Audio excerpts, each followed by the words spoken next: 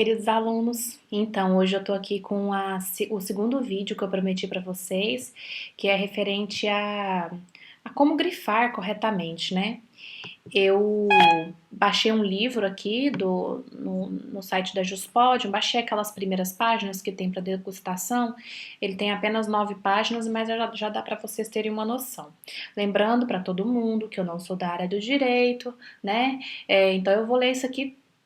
Eu já li alguma coisa de constitucional, mas não nunca num livro pesado como esse, assim. Mas, né, já li por sinopses, resuminhos.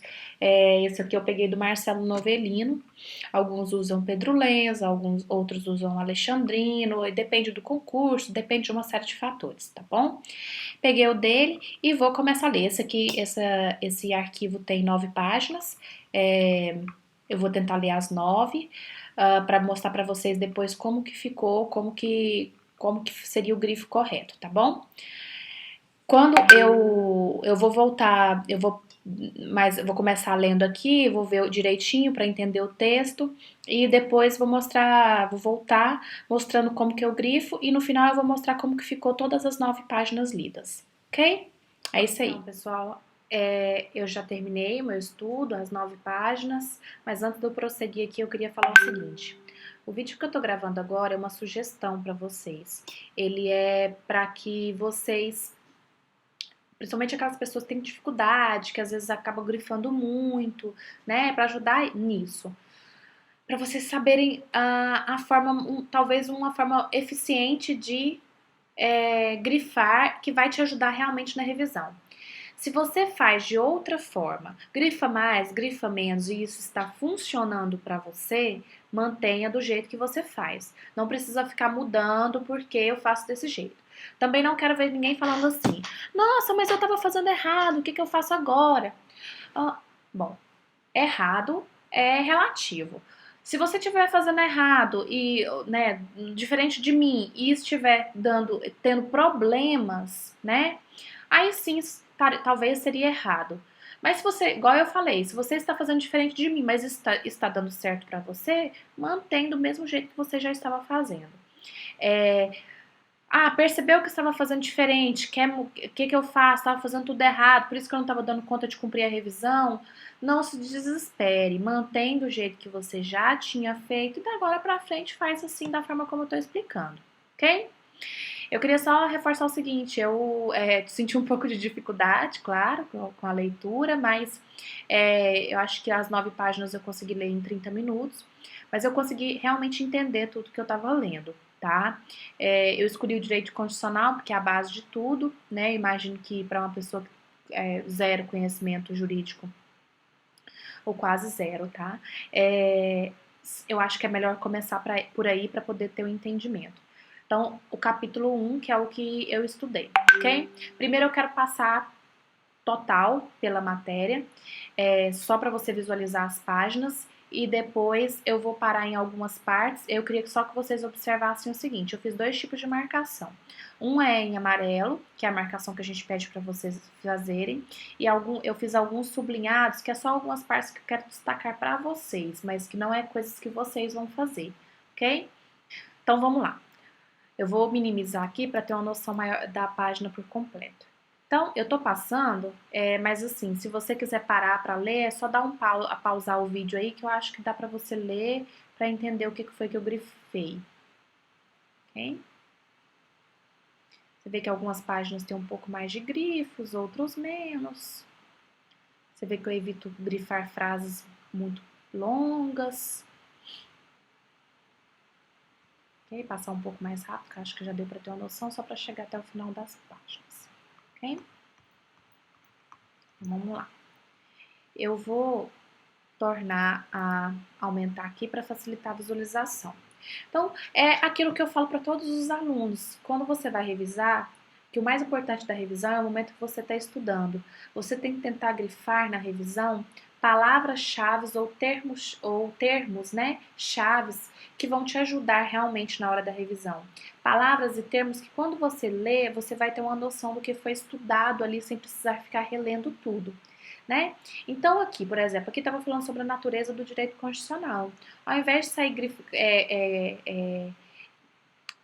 sublinhando o conceito das coisas, eu fui selecionando palavras-chave que depois vão me ajudar no momento da revisão. Então, ó, aqui, por exemplo, vou colocar aqui, por exemplo, essa parte, o caráter supremo e vinculante, né? Eu não precisei grifar tudo esse restante aqui, porque qual que era a minha intenção? É que quando eu leio essas palavras aqui, elas me remetam a esse conceito sem que eu precise ficar relendo. E eu marquei essa parte aqui, que é a pena de invalidação, porque é algo que para mim foi forte e que me ajudaria a realmente lembrar o que significa supremo e vinculante, tá? Então, aqui, eu peguei essa parte aqui, ó, por exemplo, eu sublinhei, que eu gostaria de mostrar para vocês. Aqui tá a definição de caráter aberto, que é um dos caracteres, alguma das definições da Constituição. Caráter aberto da Constituição permite a sua comunicação com outros sistemas. Então, a maioria das pessoas teria grifado isso tudo, que é o que eu sublinhei de vermelho, né?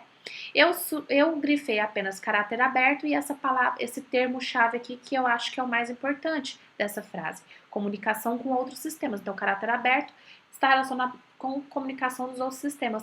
Ou seja, a Constituição comunica-se com outros sistemas, né? Que, para mim, na hora que eu leio isso daqui, comunicação com os outros sistemas, é justamente o que está dizendo aqui, ó. Que ela oferece uma diretriz, uma norma marco.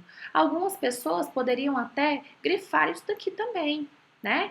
Acabei de perceber que eu, Sabrina, agora, no momento que eu estou relendo, talvez seria minha primeira revisão, eu percebo que essa palavra é algo que eu também posso marcar que vai me ajudar melhor na próxima revisão, tá? Ó, então esse caráter aberto não é ilimitado, garantir margem de ação, liberdade do processo político, adaptação à evolução histórica. Com isso daqui eu já consegui relembrar tudo que eu estudei nesse parágrafo, entendeu? Aqui eu fiz para você de uma forma mais rápida, mais pausada, porque eu estou explicando algumas coisas, mas no momento da revisão não vai ser assim, tá? Então é por isso que eu vou fazer outro vídeo falando como que seria a revisão desse assunto. Daí eu grifei outra parte aqui, que foi aqui. Aqui está falando sobre as 3 disciplinas, né, de objetos de estudo da Constituição, então, do direito constitucional. Então, o que a maioria das pessoas fariam, tá? Quando vai grifar, a pessoa que não recebeu nenhum tipo de orientação, ela costuma, e eu fazia assim também, principalmente quando a gente está na escola, na faculdade, a gente faz isso, a gente sai grifando tudo. Aqui, ó, eu quero o conceito disso, então eu grifo tudo, tá vendo? Ó, né? Se eu fosse pintar, vou pintar de verde aqui para vocês verem, ficaria assim. Basicamente. Olha a diferença. Tá? Então, o que que eu faço aqui? As 3 definições, os três objetos, vamos dizer assim, começam com as mesmas palavras, direito constitucional. Então eu vou colocar só o que está de diferente, que é positivo, particular e especial, comparado geral. Positivo, particular e especial, coloquei as palavras-chave que definem ele, que é interpretação, sistematização e crítica e de um determinado estado.